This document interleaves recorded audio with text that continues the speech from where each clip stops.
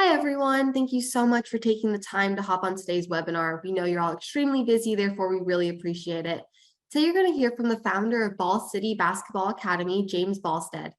This webinar will discuss how to develop a game plan for your players' parents. So with that, I would like to introduce you to James Ballstaedt. During the webinar, feel free to type any questions you have into the chat and we'll get to them at the end. Thanks and welcome, everyone. Thank you, Saxton. Let's see, make sure I can, everybody can hear me.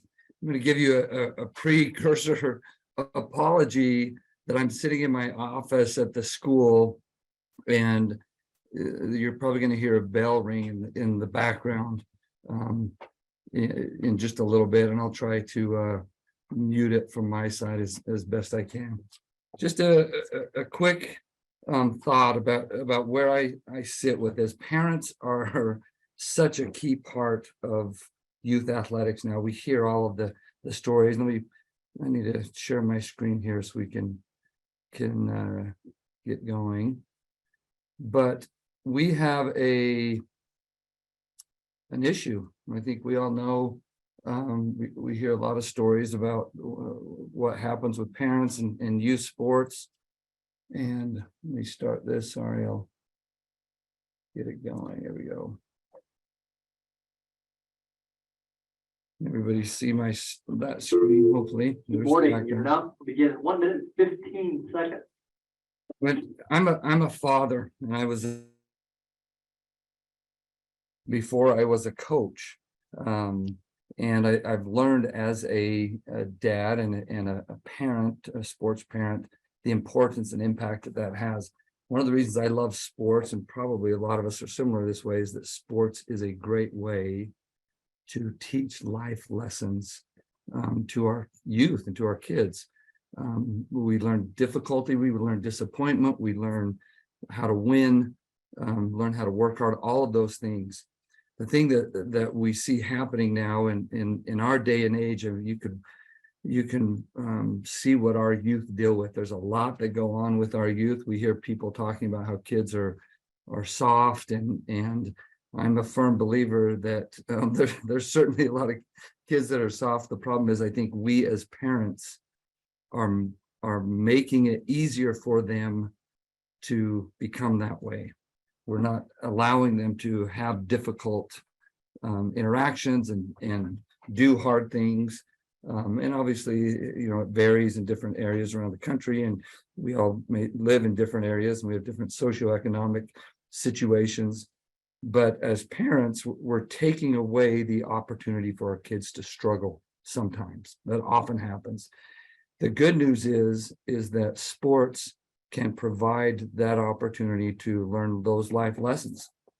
And again, learning those difficult things in life and hopefully learn to apply those to life. The bad news is, as parents, many parents are now trying to take away that from sports. They're trying to take away the difficult thing from sports. A few years ago, before I became the coach at the high school, I had two of my boys were playing. They're playing varsity basketball. I'm a basketball coach, and I loved watching those games. I had two boys playing. They both started in the varsity games, and if I had a 50-50 chance usually of one of them having a good game, so it was a little less stressful when they were both playing. It was a lot of fun. I used to really just analyze the games with them after the games. We had good conversations, and one particular time they were kind of struggling, and after one of the games I started talking to them about it. And one of my sons just said, "Dad," he's like, "I don't want to talk about it." He yelled at me. He's like, "Stop talking about it. I don't want to discuss it." And it hit me hard. Not too long before that, I had read a great story about the term "I love to watch you play." John O'Sullivan runs the what's the name of his project? I'll think of it in a moment. But he runs a nonprofit that helps parents in sports, youth sports, and he talked about that term. I loved watching you play. When I read that, I listened to his TED Talk, and this is years ago. I thought, man, that is brilliant. That is so good. but I didn't think that it applied to me. That's how arrogant I was. I didn't think it applied to me because I was a coach. I knew basketball. I'd worked with my sons, but my first thought was like, oh man, that's a great idea for John over in the stands or Mike with his kids, but it didn't apply to me. But in this moment, when my son said, Dad, I don't want to talk about it, I decided to try that out. So the next game they played, they had a loss, the game's over. I feel the tension in my sons as they come up, we're talking, and I said, guys, you need to know how much I loved watching you play. I absolutely love watching you play. And it was interesting. We didn't say another thing about the game. They ride the bus home, they get home, they walk in as we're sitting there. And I said the same thing to him. I told him how much I loved watching him play. A few minutes later, one of the sons asked, well, what did you think about the game? And he'd open that door, but I was really cautious. I didn't kick the door in and start analyzing everything. I said the same thing. I said, you need to know how much I love watching you. It is so fun to have two sons out on the court. And I watched, and then we talked a little bit about the game. I didn't go into a lot, I didn't criticize it. I didn't do anything that way. And I watched over the rest of that season, I watched them transform. Their tension decreased. And I learned quickly how much parents can impact a game, or excuse me, how much parents can impact their players. And again, I think we all know that and understand that. But that was my baptism into being a sports parent, understanding that I can impact the positivity of their experience, no matter what their coach is doing, no matter what their other players are doing.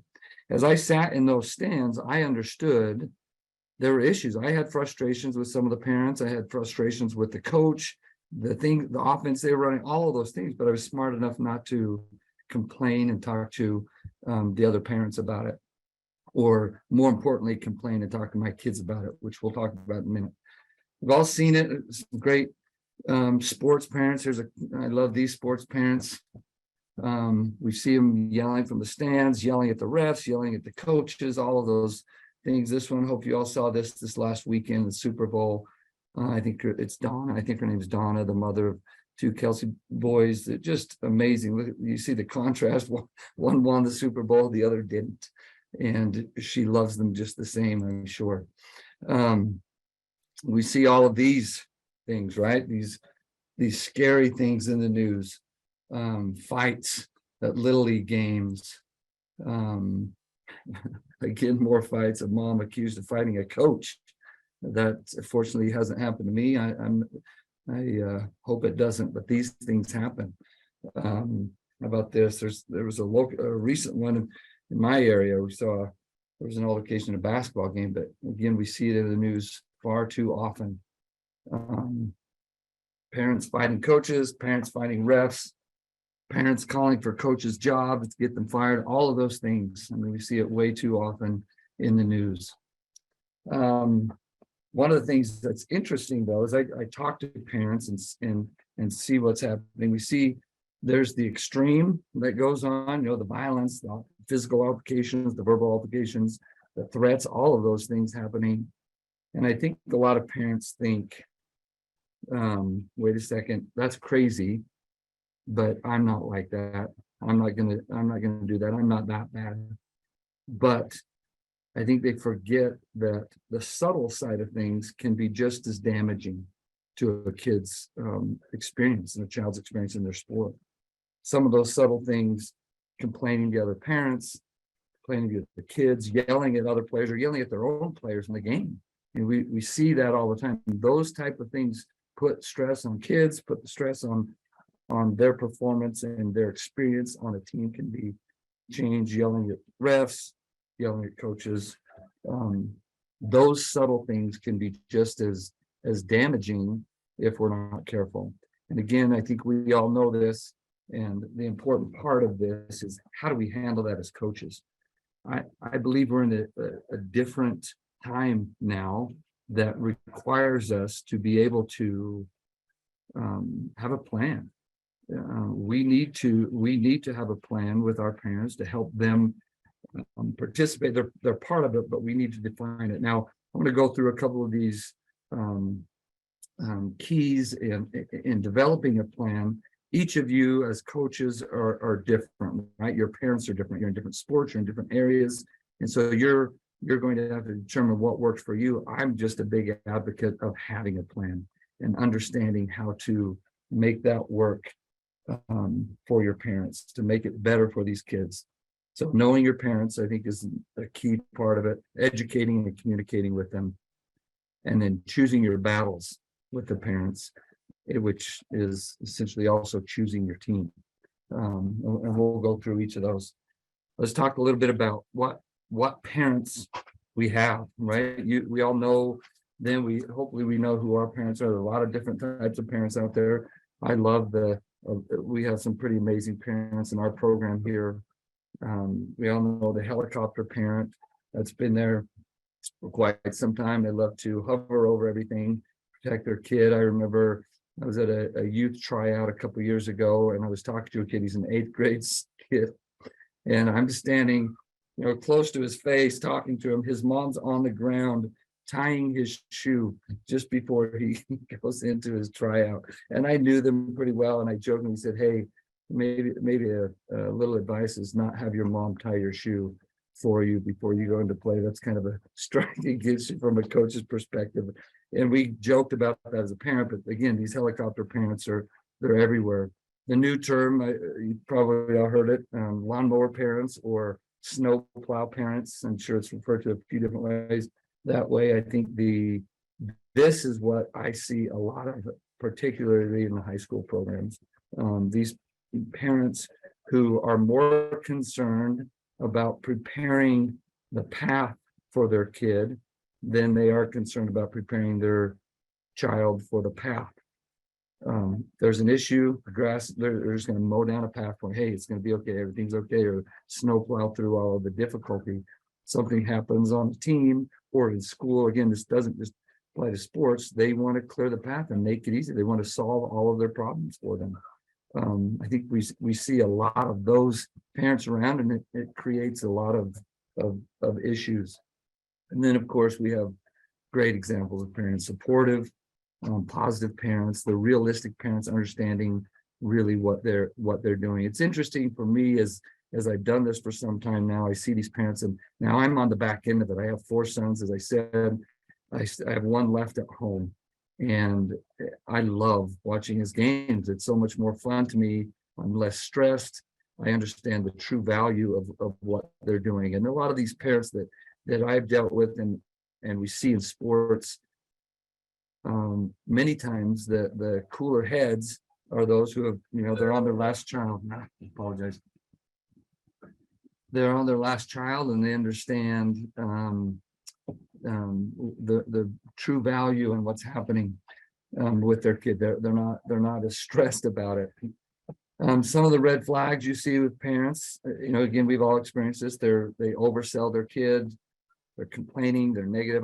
The overselling I love is I hear from parents that, hey, my kid, he's a size 15 shoe, or it just came from your doctor, and his growth plates are still open. We laugh as coaches about that. We hear that all the time, where they're always telling me how many points he scored in his 5th grade league and excited to be in high school someday.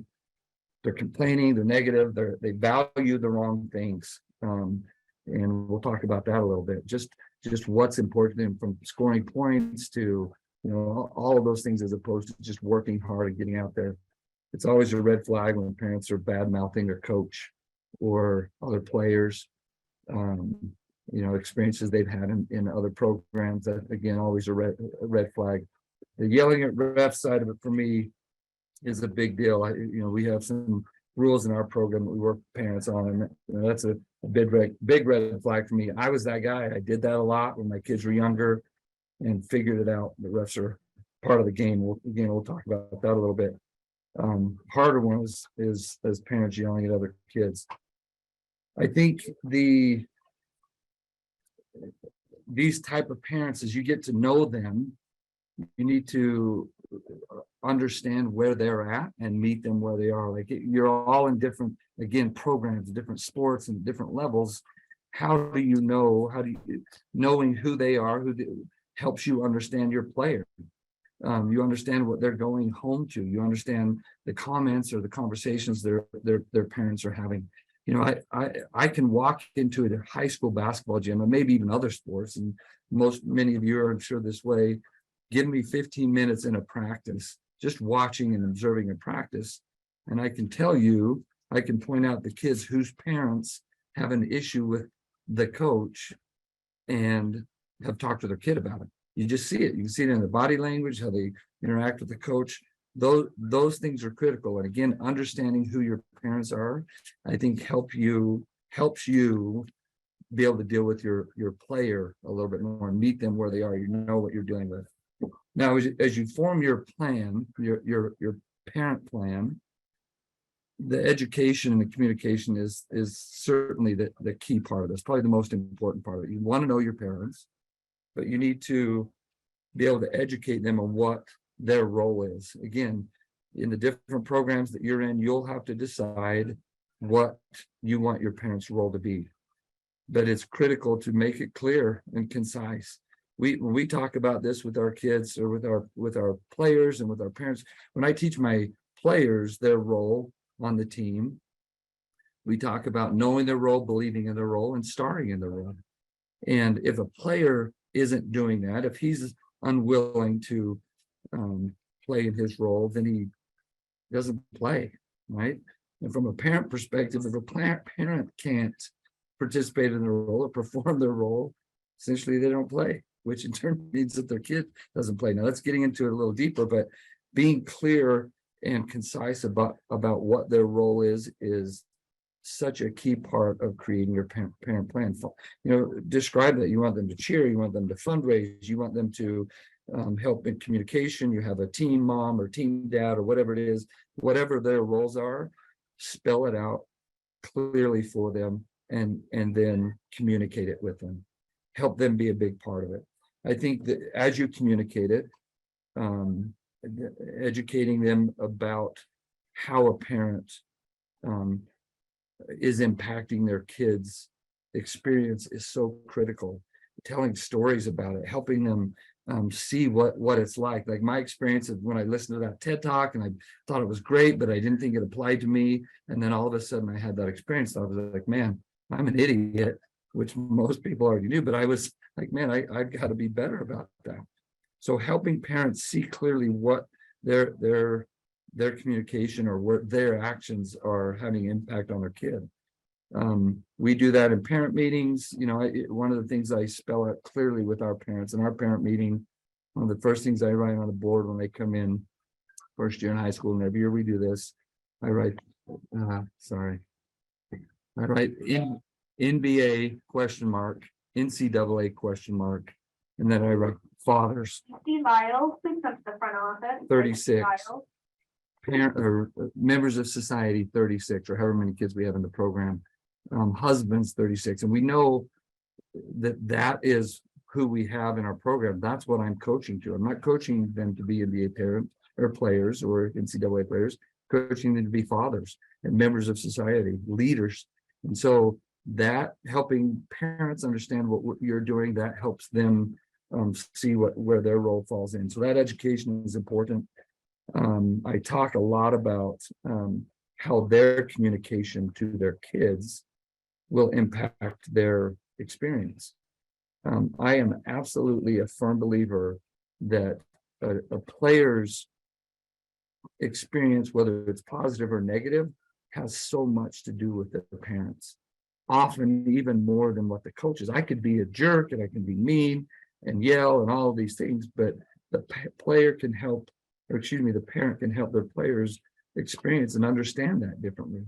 I'm a firm believer again of we choose whether or not something's positive. We choose our experience. We choose if we can turn any negative into a positive.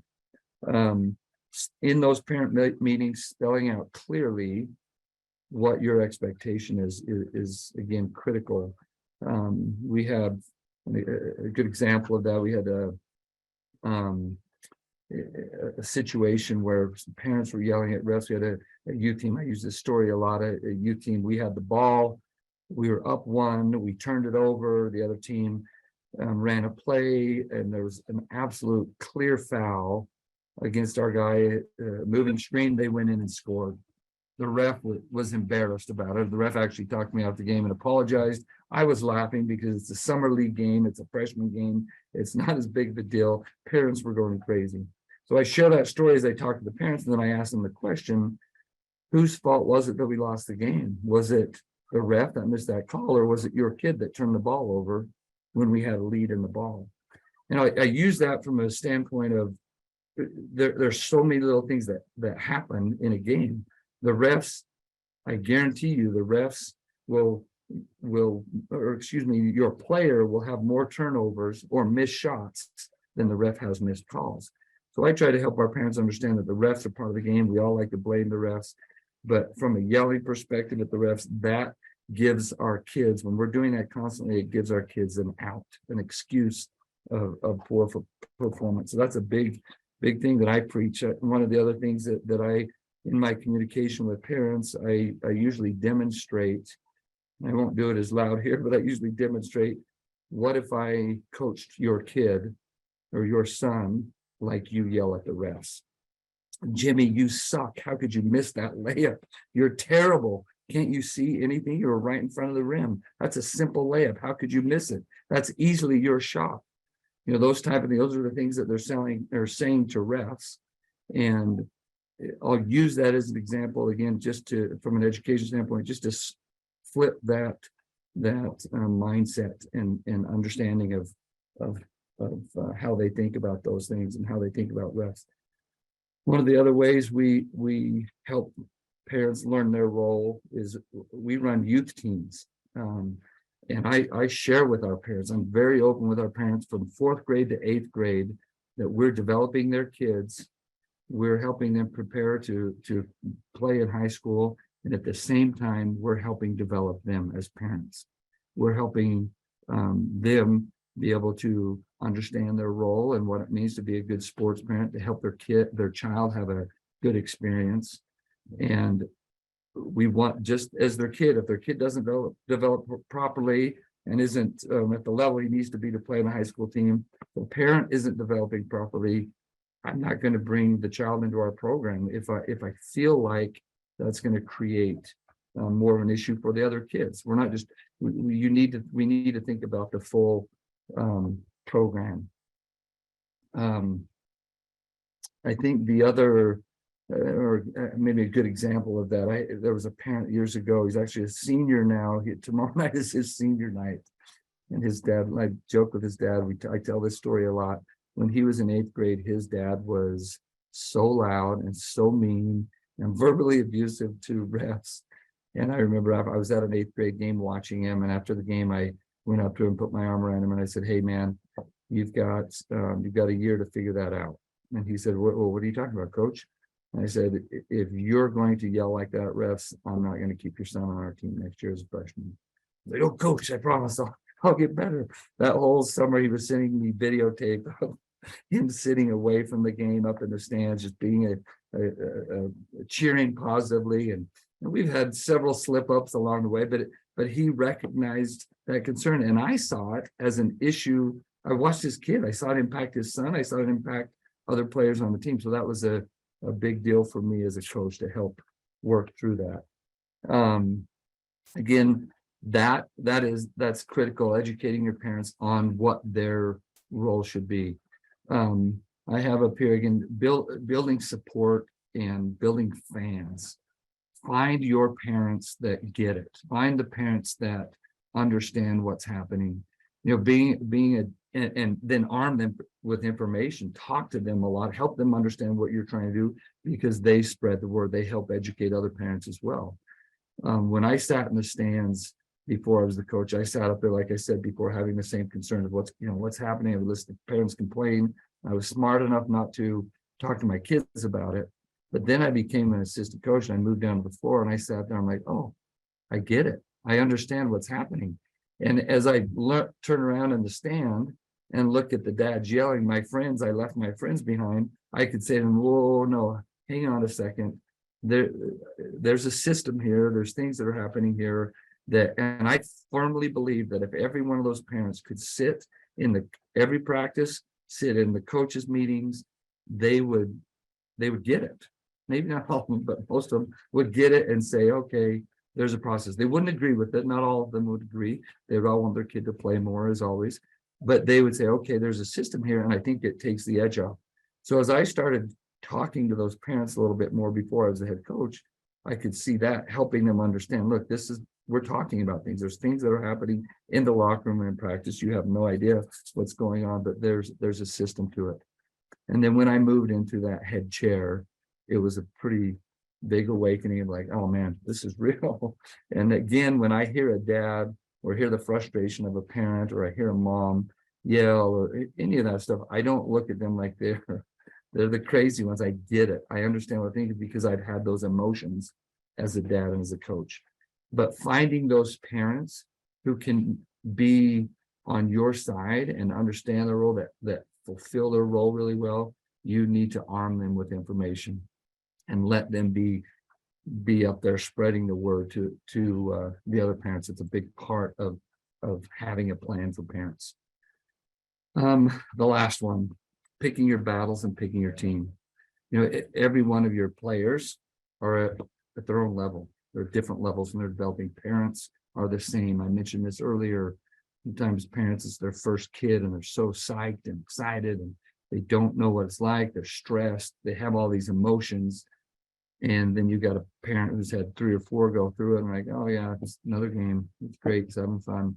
And the edge has been taken off, but know where they are and understand that they're all at different levels.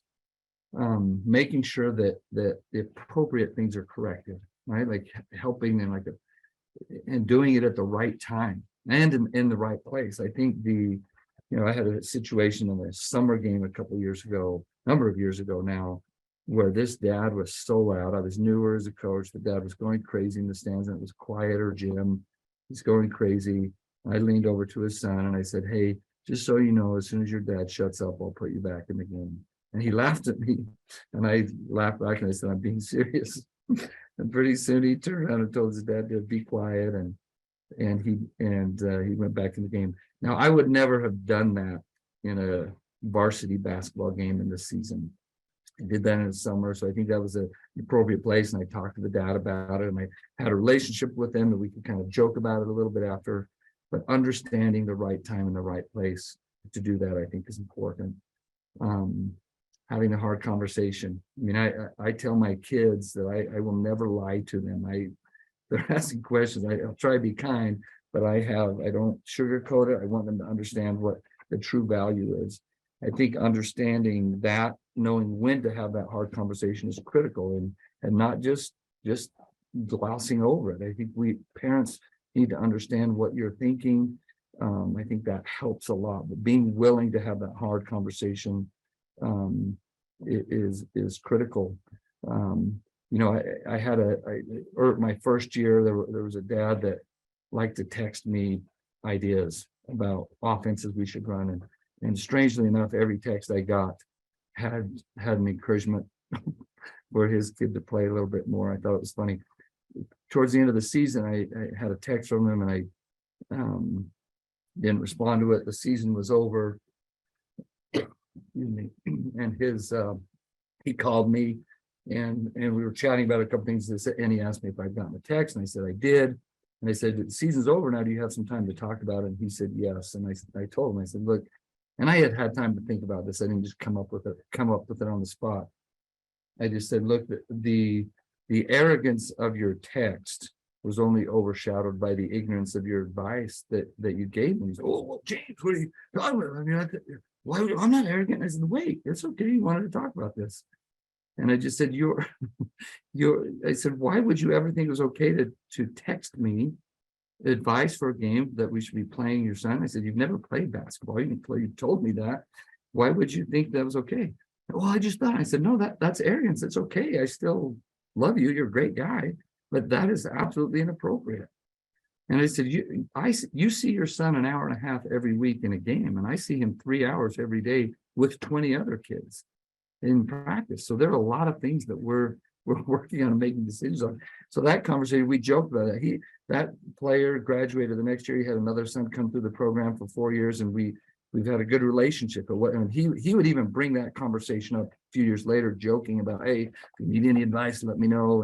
And we created that relationship. But those hard discussions, the hard conversations, I think are critical to have with kids, or excuse me, both with kids and parents. I think when you make your plan, I mentioned this earlier, understanding a parent's role is critical. And if they're unable to fulfill that role or continually veer out of that role, just like a player, if a player doesn't get on the court because they can't fulfill the role, you have to make that hard decision. Does that player still make your team? Is that player because of the parent? I've talked to parents before. I've had that conversation. Like, look, your son is good enough to be here, but because of what you're doing, I don't know that he's going to be here. And I've used that to help parents understand, again, their role and help them respond differently. That's a really hard conversation. But in my opinion, that has to be had if it's hurting players. We go back to that one of those earlier screens, the crazy parents. Those are the obvious ones. If those issues are going on, I don't think they should be a part of any program. It's my opinion. I've been accused of, well, you can't take it out on the kids. Yes, you can. It's not like, in my opinion, you have to, because it's hurting more than just the kids. It's hurting the program. It's hurting other kids. And so having those conversations, again, I think are critical. Being willing to cut or remove is important. And we all know from that standpoint, negative players and negative parents can impact and affect teams. A lot of things. There's here a couple of resources that, I study this a lot. I talk to a lot of parents. I talk to a lot of professionals. I study a lot of sports psychology. Here's some great places for it. Ball City is my deal. It's newer. I'm going to be putting a lot more information on there. Changing the Game Project. That's the name I was thinking of. You're probably familiar with that. It's a great resource. I love Point Guard College. There's a lot of great things there that teach players as well as parents. And I love to watch you play. There's a beautiful video on I Love to Watch You Play. It's funny about kids talking about how they feel about the parents yelling at them. Youth Development Now is another resource, and then especially for athletes, some of you may be familiar with that. It's a great resource for parents and players as well. Anyway, coaches, thank you for joining. If you have any questions, feel free to reach out. I'd love an email. I would love a text or whatever. I'd love to pass along any information you have or answer any questions. Saxton, back to you. Awesome. We did get a few questions in the chat, if you don't mind going through them real quick. So with Wanda was looking for some advice. She said that we have a parent that sits behind the team during the game and coaches his kid. And we have told her that she needs to listen to her coach. Awesome. I would have that conversation with the parent. I actually have done that. We had a kid recently who would do that, and I went to the parent and the player, and I told the player if he looked at his dad again, he would be on the bench. I wouldn't say anything. I'd just pull him out, and I did that. The dad actually moved. He stopped sitting behind our bench and he moved up to the other side. He actually missed a couple games and watched online to help solve that problem. Sometimes it's a problem with the kid. It's a habit for the kid as well. That's a longer discussion, but I would that hurts the player a ton. They don't. I've had tons of experience with parents yelling things out that are contrary to what we're asking the kid to do. The kid becomes conflicted. That parent's not in the huddle. That parent's not in practice. They don't hear that. And if you want to shoot me an email, I can give you more examples of that. But that is, I would talk to them specifically and say, look, they're not going to play if you're going to be coaching them. That's a hard conversation, but I think that needs to be had. Awesome. And then Coach Thornton asked, what advice would you give for us? We aren't permitted to have cuts. However, these parents expect their child to get equal time. Oh man, that's hard. If you can't have cuts, if you're not required to give them equal time, I would, it's a conversation of understanding roles. right? On a football, in a football program, the center never goes out for pass, so the right tackle doesn't take a snap or receive a handoff. There are always roles, and within that, the level of play determines their role on the team. If you don't have cuts, I'm a believer at younger levels that all the kids can play. It's not always equal, but you're trying to help them develop and win. If everybody gets everything equal, there's no incentive to improve. There's no incentive to get better. So that's a hard conversation as well, like helping them understand where their child sits. And regardless, even if it comes down to the standpoint of, look, I make the decision as a coach, I may be right or wrong, but I'm the coach. And that's that we're making those decisions. That's a hard conversation, but discussing with them why you do what you do, I think helps a lot, helping them see your thinking. I hope that answers it. I have a couple other stories on that, but I won't waste your time with that. In our youth program, when they were keeping a lot of teams, I cut it to just 2 teams, and we saw the quality dramatically increase because kids were fighting for a spot. They didn't just believe they were going to be on a team no matter what. They ended up getting better. Awesome. We had one coach ask if you could go back to your resources slide. Oh, So they yes. can probably write those down. Also, a lot of coaches are asking if we would be able to send out the PowerPoint presentation to them. Yes. Happy to do that. Should I Awesome. send that to you, Saxton? Yep. And then Okay. also when this recording is available, I will also be sending out this recording to all participants as well. So we will have those resources for all you coaches. Please, coaches, please, I would love to talk to you. I'd love a phone conversation, email chat, whatever it is. I love this stuff. So feel free to reach out to me. Awesome. One coach asked kind of about how to communicate with her parents and asked, how do I make myself available to conversations without making myself a sitting duck? That's a great question. Kind of going back to you know your program, you know what you like, how you like to handle. I have coaches say, hey, don't talk to me after games. I've heard coaches say, don't talk to me during the season. I actually don't think that's the best. This last year, we had some parents who were frustrated. Actually, it was in the spring, it was after the year, and everybody's, hey, we want to have there were probably 4 or 5 and wanted to have a group conversation. I actually went to them individually. I called them individually. A couple of them I went out to lunch with. This was outside the season, and I had a conversation with them, and that they were able to share things with me that I guarantee they wouldn't have shared in a group setting. And that can be good and bad. You have to be prepared for that. But it's a lot easier to handle one-on-one than it is a group setting. My instinct, I'd love to get in a group setting and if anyway, but I think not being a sitting duck helps if you can have a one-on-one conversation with them. I've done that, and it solves a lot of problems, and often they feel a little more heard again because they can share more with you. So if you're willing to do that, I think that helps. Awesome. And I think this is the last question we have at the moment, but Glenn asked, any suggestions on how to deal with the parents that volunteer time to help the program, as well as parents that make monetary donations and expect their child to start and play? That's a really, really good question. You have to have that conversation up front. That's actually one of the things when I came into our program a number of years ago, and we had some other sports in our school that raise a ton of money. And I came into the program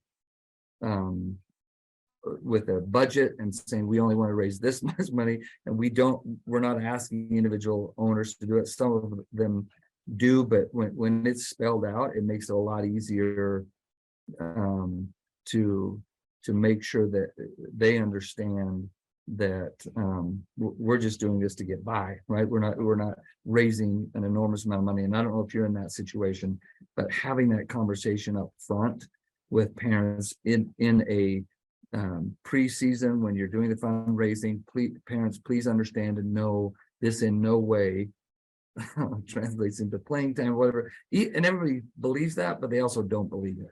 But I think speaking about it and sharing that with them is critical. For me, if a parent's doing that, Like years ago, there was a parent in our program that I saw that with a previous coach.